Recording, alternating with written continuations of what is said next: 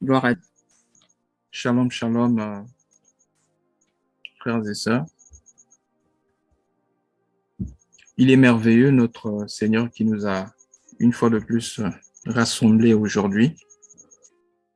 La Bible dit, d'autant plus que nous tendons vers la fin, comme l'a écrit aussi l'apôtre Paul, Pierre, la fin de toute chose est proche. Soyez donc sages et sobres pour vaquer à la prière. Et nous croyons que à chaque fois que les saints se rassemblent sur la terre, bien-aimés, nous ne perdons rien, mais nous gagnons plus. Je vous assure que à chaque fois que les saints se rassemblent, il se passe toujours quelque chose dans le domaine spirituel. À chaque fois que tu t'agenouilles pour prier, à chaque fois que tu lis la Bible, tu lis la parole, tu dois savoir qu'il y a des choses qui se passent. Et bien-aimés, aujourd'hui, nous allons partager sur la libération de l'aveuglement. Comment faire pour être libre de l'aveuglement?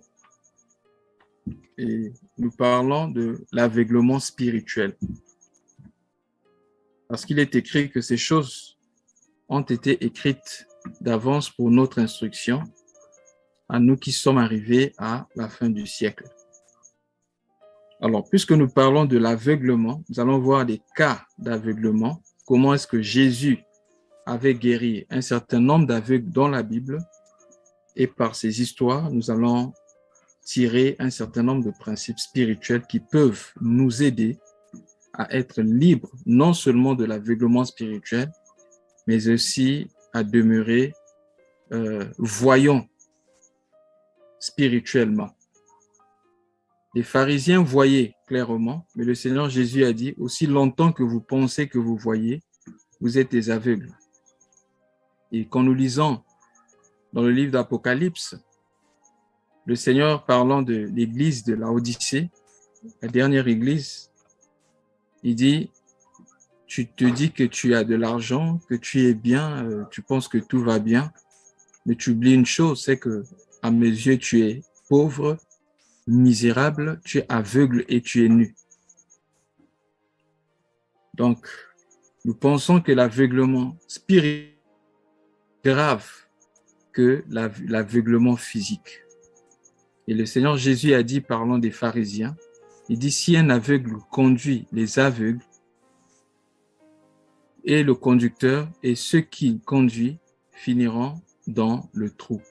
Et le trou là, c'est l'enfer. Voilà pourquoi il est très important que nous puissions voir spirituellement. Parce que l'apôtre Paul écrit aussi que le Dieu de ce siècle a aveuglé plusieurs personnes. Mais qu'est-ce qu'il a aveuglé? Il a aveuglé l'intelligence. Alors, comme passage de base, nous allons étudier l'histoire de l'aveugle de Jean chapitre 9.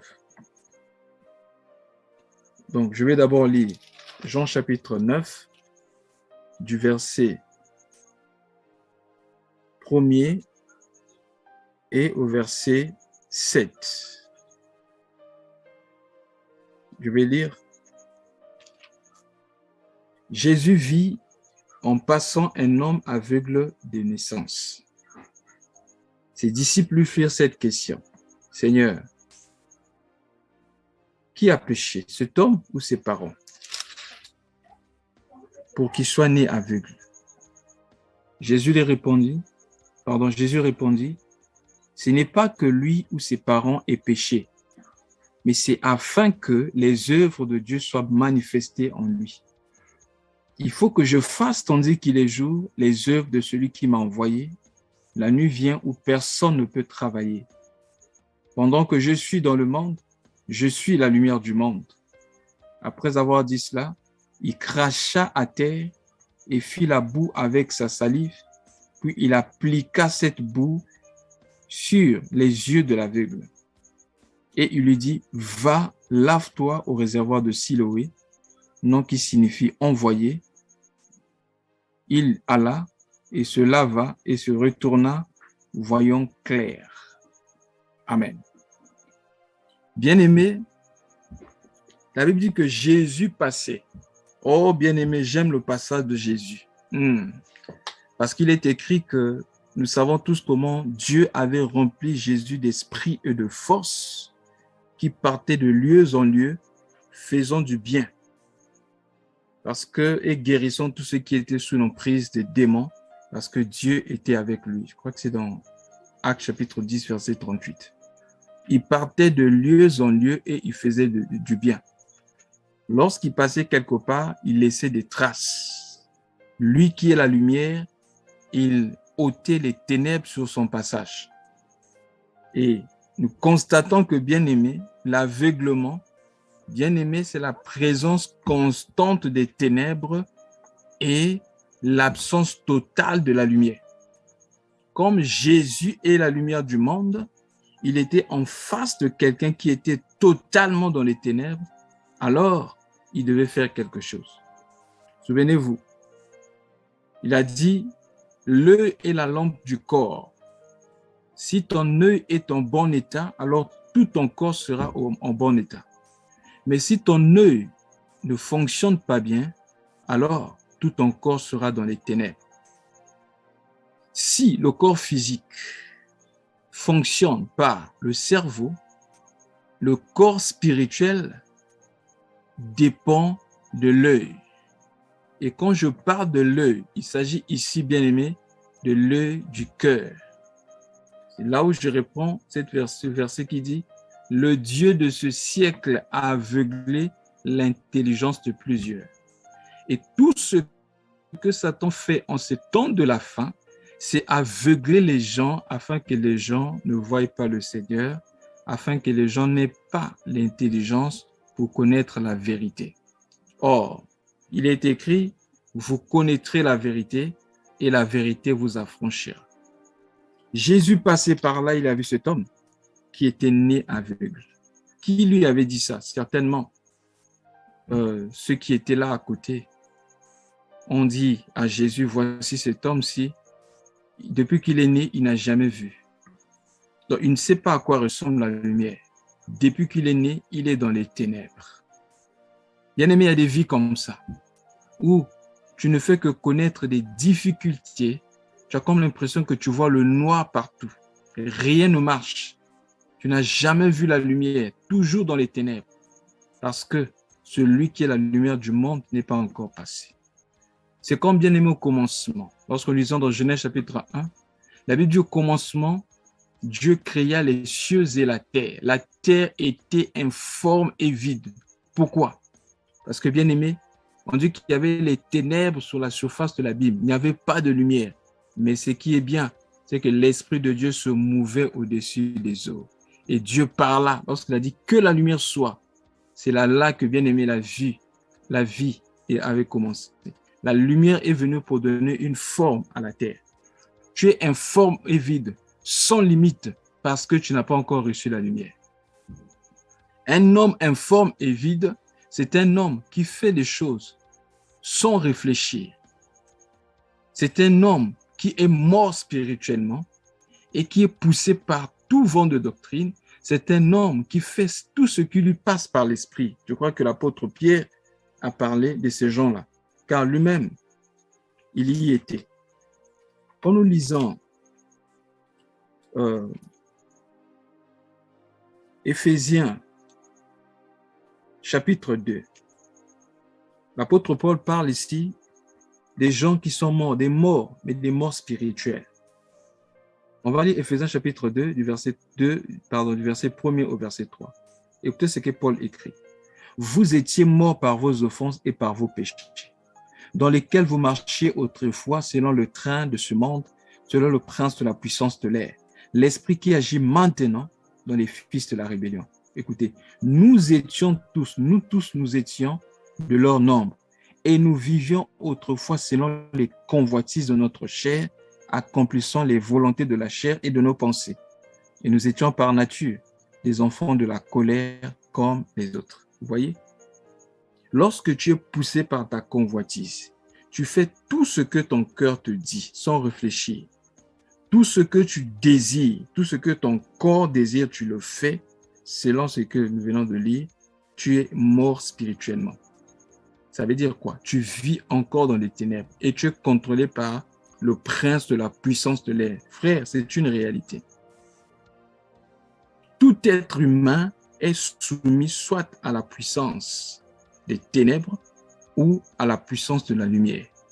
Mais lorsque nous rencontrons le Seigneur, ou plutôt lorsque la lumière de la vie pénètre notre cœur, il y a un transfert qui se fait.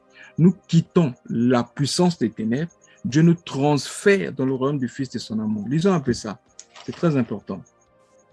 C'est dans Colossiens chapitre 1er, du verset 12 à 14. Colossiens 1, 12 à 14. Écoutez ce que la Bible dit. Mais le verset ici, c'est le verset 13. Rendez grâce au Père qui vous a rendu capable d'avoir part à l'héritage des saints dans la lumière. Verset 13. Qui nous a délivrés de la puissance des ténèbres et nous a transportés dans le royaume du Fils de son amour, en qui nous avons la rédemption et la rémission de péché. Donc, physiquement, lorsque la lumière de Dieu, la parole vient dans notre vie, physiquement, nous restons les mêmes personnes. Mais dans le domaine spirituel, il y a un transfert qui se fait. Nous quittons le royaume des ténèbres, nous passons maintenant au royaume de la lumière. Et quand tu es au royaume de la lumière, le diable perd son contrôle sur toi. Pourquoi? Parce que tu n'es plus de la lumière, tu n'es plus des ténèbres, tu vis maintenant de la lumière, tu appartiens à la lumière. Par conséquent, les œuvres de ténèbres ne peuvent plus dominer sur ta vie. Voilà pourquoi vous allez comprendre ici qu'il y a des vraies et des fausses conversions. Quand celui qui pense être chrétien, né de nouveau, mais être toujours soumis à la puissance des ténèbres, bien aimé dans le Seigneur, certainement, ce n'est pas une vraie conversion, ou soit tu es encore dominé par les puissances des ténèbres. Il n'est pas rare d'entendre ce genre de choses dans les églises. Des gens qui vont à l'église, qui prient tout le temps, mais qui sont menacés tout le temps par des maris et femmes de nuit. Quand je parle de maris et femmes de nuit, je suis en train de parler de gens qui dorment et pendant qu'ils sont en train de dormir, ils font des rêves dans lesquels ils sont en train d'avoir des relations sexuelles avec des hommes pour des femmes ou encore avec des femmes pour des hommes. Et vous rêvez que vous êtes fatigué, c'est comme si vous avez réellement eu des rapports. Bien aimés, ce sont des rapports, mais dans le domaine spirituel. Ça veut dire que vous êtes bien aimés, dominés par ces esprits. Je parle des hommes bien aimés qui ont quelquefois des addictions. Ils n'arrivent pas à arrêter un certain nombre de choses. Des gens qui sont obsédés, quelquefois sexuels, qui ne peuvent pas sans avoir des rapports. Des gens qui ne peuvent pas sans l'alcool, qui ne peuvent pas sans la drogue, qui ne peuvent pas sans la masturbation. Vous avez comme l'impression qu'il y a une force qui vous domine. Vous connaissez, vous savez ce qui est bien. Vous êtes incapable de faire ce qui est bien. Pourquoi? Parce qu'il y a une force qui domine sur votre intelligence. C'est la présence des ténèbres. Mais Jésus-Christ est venu afin de nous libérer de la puissance des ténèbres. Car le Fils de l'homme a paru, la Bible dit, pour détruire les œuvres du mal.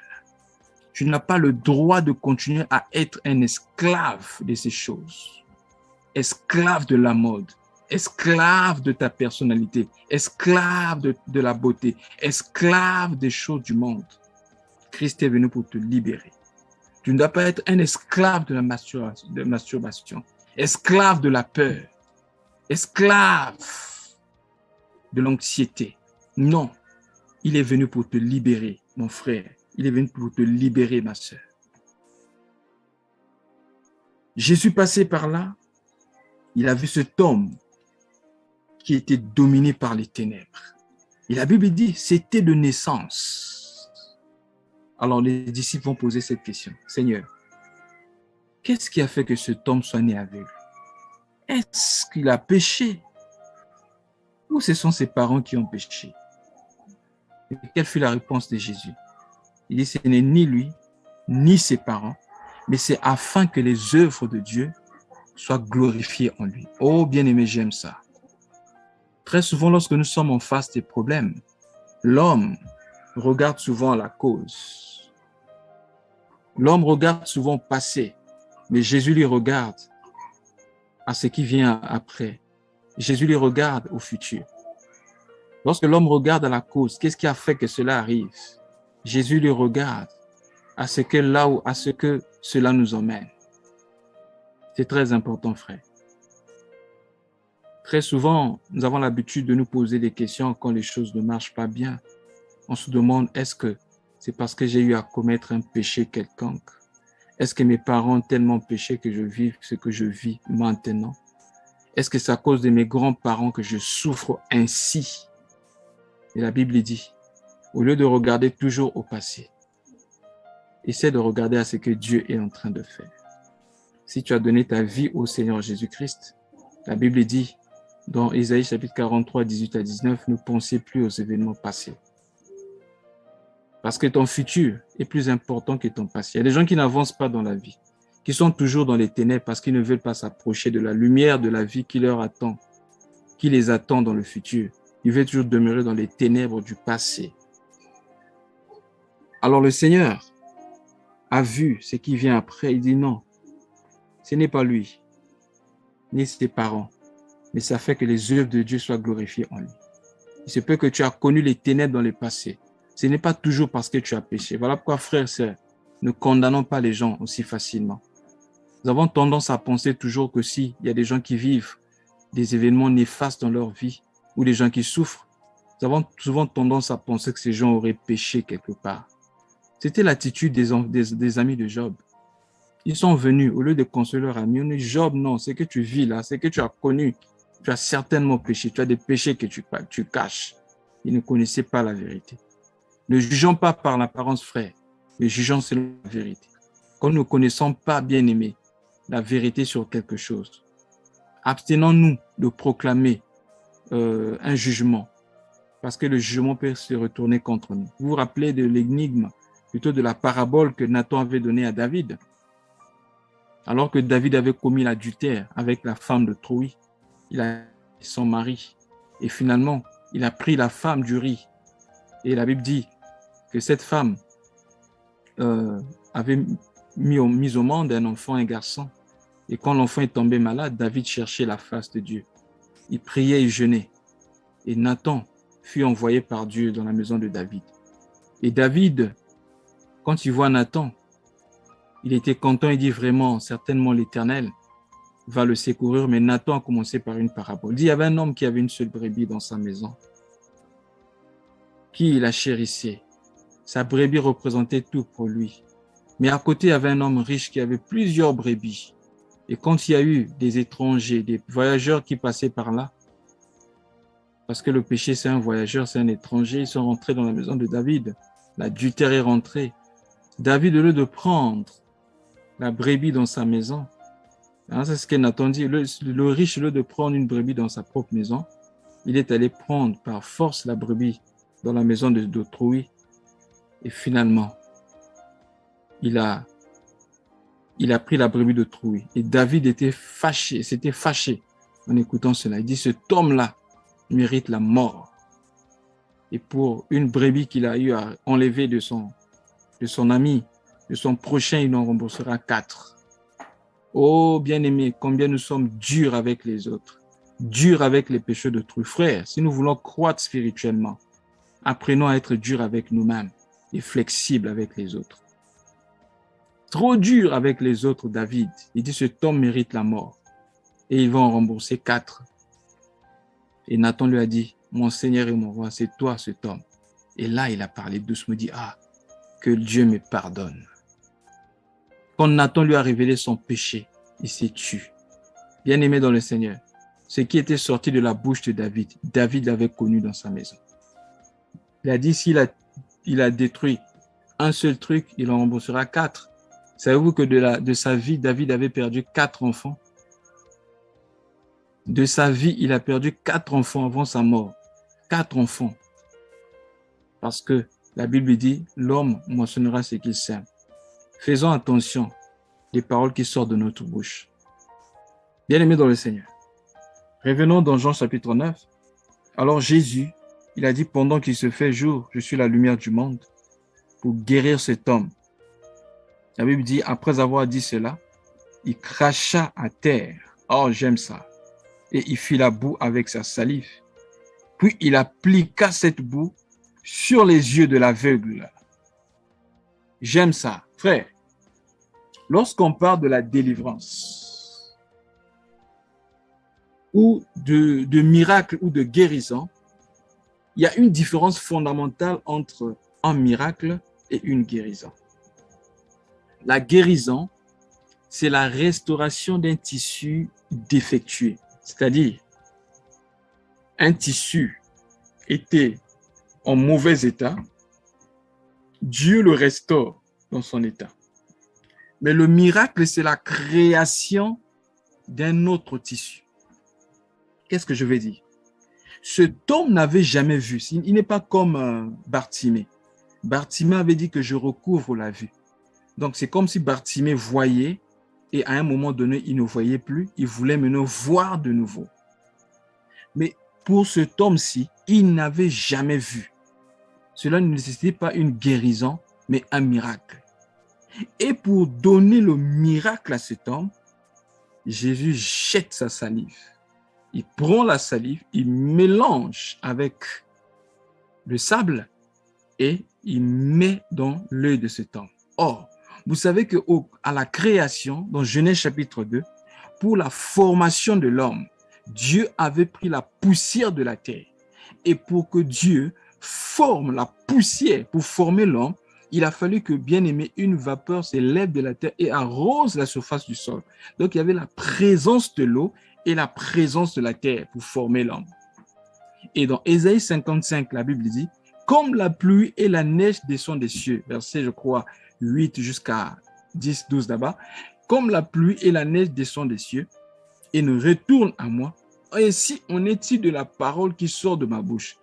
Elle ne peut retourner à moi sans produire des effets. Donc la parole ou encore l'eau qui était tombée, frère, ce jour-là dans Genèse chapitre 2, c'est l'eau de la parole. Donc Dieu pour nous former, il a besoin de la parole et il a besoin, bien aimé, de la poussière de la terre. Et Jésus, bien aimé, qui avait jeté sa salive, la salive ici représente cette pluie d'Ésaïe chapitre 55 qui représente la parole. Donc il a fait la même chose qu'il avait fait, bien aimé, au commencement dans Genèse chapitre 2. Il a relâché la parole, l'eau qui sort de sa bouche, et il a formé maintenant, bien aimé, une partie qu'il a donnée, bien aimé, à cet homme. Mais il dit à cet homme, va te laver au réservoir de Siloé. Comment est-ce que cet homme allait partir alors qu'il ne voyait pas? C'est ça la foi. La foi, c'est une ferme assurance sur des choses qu'on espère, mais une démonstration de celles qu'on ne voit pas. Si nous voulons expérimenter le miracle, bien aimé, avec Dieu, nous devons faire sans hésiter ce que Dieu nous demande de faire, même lorsque cette chose paraît impossible. Mais faisons-le quand même, car lorsque Dieu te dit de faire quelque chose, il te dote de cette capacité de le faire. Ne soyons pas comme Gédéon. Dieu l'appelle vaillant héros. Il dit, je combattrai tes ennemis. Je combattrai ces hommes-là. Tu combattras ces hommes. Il a commencé à raconter les histoires de sa famille et de sa nation. Non, je suis le plus petit de ma famille est la plus pauvre en Manassé, et Israël est battu par ses ennemis. Il dit non, l'Éternel est avec toi. Va avec la force que je te donne. Ne regardons pas ce que nous sommes. Ne regardons pas ce que nous avons. Mais regardons à ce que, bien aimé, Dieu a et à ce que Dieu est. Alors nous aurons le courage d'avancer et de remporter toutes les victoires. Bien aimé dans le Seigneur, cet homme ne voyait pas. Cet homme était dans les ténèbres. Et pour le guérir, Jésus a envoyé la parole. Et la Bible dit dans le livre de Psaume, Psaume chapitre 107, du verset 19 à 20, je pense, je vais chercher rapidement. Psaume chapitre 107, du verset 19 à 20, je pense. La Bible dit, je vais lire Psaume chapitre 107, 19 à 20, la Bible dit, dans leur détresse, ils crièrent à l'Éternel, il les délivra de leurs angoisses. Il envoya sa parole et les guérit. Il les fit échapper de la fosse. Qu'est-ce qui délivre, frère? C'est la parole. Vous connaîtrez la vérité vous affranchira. Affranchis-les par ta vérité, car ta parole est la vérité. C'est la parole qui libère de l'aveuglement. C'est la parole qui libère des ténèbres. C'est la parole qui nous délivre de la puissance des ténèbres. Tu as trop pleuré. Tu t'es trop lamenté. Tu as trop connu la confusion. Mais Christ, comme la lumière, est venu afin de te libérer de la confusion, de telle sorte que tu sois capable de voir clair. Mais l'ennemi veut toujours que tu sois dans les ténèbres afin de continuer à te manipuler. Comment l'ennemi emmène les ténèbres? C'est en aveuglant, bien aimé, votre conscience, en vous poussant à être religieux, de telle sorte que vous ne voyez pas Christ, en vous poussant à demeurer dans le péché, afin que vous ne voyez pas Christ. Souvenez-vous de Bartimée. Bartimée, pour être sauvé, il a crié à Jésus, « Fils de David, aie pitié de moi. » C'est dans Luc chapitre, je crois 10. Non, Marc chapitre 10. « Fils de David, aie pitié de moi. » Bartimée a crié. La Bible dit, plusieurs le reprenaient pour le faire taire. Mais ce que j'aime avec Bartimée criait encore plus fort. La Bible dit, plusieurs, les gens qui le reprenaient pour le faire taire, hein, c'est Marc chapitre 10, du verset 46 au verset 52, vous pourrez lire ça après. Plusieurs le reprenaient pour le faire taire, mais Bartimée a crié encore plus fort. Bien aimé, il y aura des gens qui vont chercher, ou des choses qui vont chercher à étouffer ta prière. Mais toi, ne te fatigue pas, continue à prier. Alors Jésus va demander à ce qu'on puisse appeler l'aveugle. Au verset 50, la Bible dit, lorsque l'aveugle s'approcha de Jésus, avant de venir à Jésus, il enleva d'abord son manteau et il a fait un bond vers Jésus. Le manteau, c'est l'image du péché. Tout ce qui t'empêche pour que tu sois en bon terme avec Dieu, tout ce qui t'empêche de venir auprès de Dieu, tout ce qui te rend lourd, tout ce qui te pousse à la paresse spirituelle, ça peut être, bien aimé, la distraction. Enlève ça, viens vers Jésus. Il va te libérer de l'aveuglement. Nous voyons aussi, bien aimé, l'exemple d'un autre aveugle dans Marc chapitre 8, l'aveugle de Bethsaïda. La Bible dit, lorsque Jésus se rendit à Bethsaïda, Marc chapitre 8, 22 à 26, on emmena vers Jésus un aveugle. Alors Jésus, pour le guérir, il le prit par la main. La Bible dit, il l'emmena hors du village. Il lui imposa la main, il lui demanda s'il voyait quelque chose. Cet homme dit, je vois des hommes qui marchent comme des arbres. Jésus lui imposa encore les mains. Et l'aveugle, lorsqu'il a vu fixement, il a vu clair. Qu'est-ce que Jésus lui a dit? Repars dans ta maison, mais n'entre pas au village. Qu'est-ce qui apporte quelquefois l'aveuglement spirituel dans notre vie? C'est l'attachement aux coutumes et quelquefois à la religion.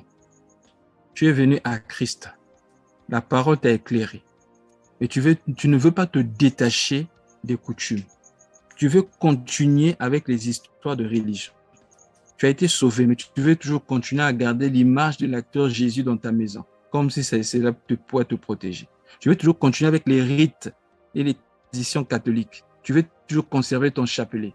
Quelque chose qu'on t'avait donné lorsque tu étais enfant, ou ta grand-mère, ta mère, je ne sais qui t'avait donné un talisman. Tu mets ta confiance dans ces choses.